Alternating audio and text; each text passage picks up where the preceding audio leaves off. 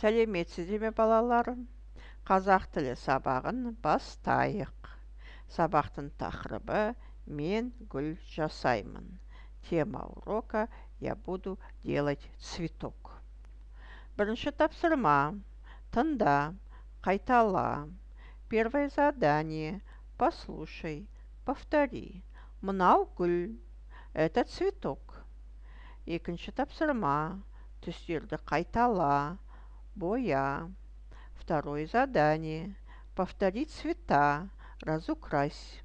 Көгілдір голубой, қызғылт розовый, қызыл красный, ақ белый, қара черный, сұр серый, жасыл зеленый, қызыл сары оранжевый, сары желтый, қоңыр коричневый, күлгін фиолетовый. Үшінші тапсырма. Сұраққа жауап бер. Сен не жасайсың? Саған не керек? Третье задание. Ответь на вопрос. Что ты будешь делать? Что тебе для этого нужно? Мынау гүл, это цветок. Қағаз, бумага. Қайшы, ножницы.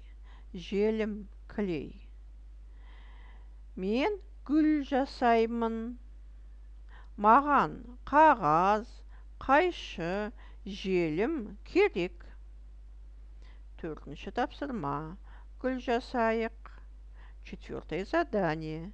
Давай сделаем цветок. Мынау гүлдер, это цветы. Мынау гүл, это цветок. Бесінші тапсырма. Тыңда, қайтала. Қазақ тіліне тән дыбыстарға назар аудар. Пятое задание. Послушай, повтори. Обрати внимание на звуки казахского алфавита. Балалар, демалайық. Алға қарай бір адым, артқа қарай бір адым. Бір орнымда қозғалып, кезек басып тұрамын.